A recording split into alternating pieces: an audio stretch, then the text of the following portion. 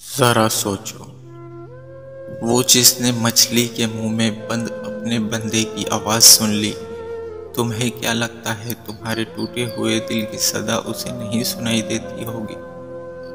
خوش نصیب عورت، خوش نصیب ہے وہ عورت جس پر ایک مرد پابندی لگاتا ہو، کیونکہ اکثر وہ باغ اجڑ جاتے ہیں جن کا کوئی مالی نہیں ہوتا، اور میرے خیال میں وہ عورتیں یقیناً لاوارث ہوتی ہیں جو اس قسم کی روک ٹوک سے محروم ہوں۔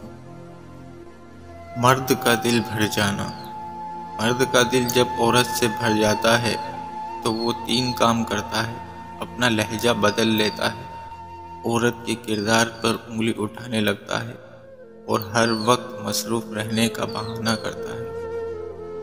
وہ اللہ جو رات کے اندھیرے میں ایک گہرے پتھر کے نیچے چلتی ہوئی چونٹی سے چونٹی کے بارے میں بھی باخبر ہے، تو تمہیں کیا لگتا ہے جو تمہارے دل میں خواہش ہے وہ رب اس سے واقف نہیں؟ عورت کا فیورٹ مرد۔ عورت کو ایک ایسے مرد کی ضرورت ہوتی ہے جو اسے بچوں کی طرح ڈیل کرے، اس کی بچکانہ حرکت کو برداشت کرے، اور سب سے بڑی بات، اس کو منانے کا ہنر آنا چاہیے۔ کمزور رشتہ۔ حضرت علی نے فرمایا، رشتوں میں سب سے کمزور رشتہ تمہارے جسم اور روح کا ہے، نہ جانے کب اور کہاں ساتھ چھوڑ جائے۔ القادر۔ جب تمہیں اس کی ہر چیز پر قادر ہونے پر یقین ہے تو تم اپنی دعاؤں کی قبولیت کا بھی یقین رکھو۔ بڑی عمر کی عورت۔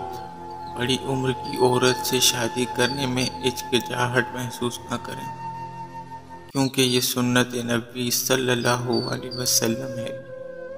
عورت کا متاثر ہونا۔ مرد کا حسن اور پیسہ عورت کو اتنا متاثر نہیں کرتا جتنی مرد کی سیرت اور پاکیزگی متاثر کرتی ہے۔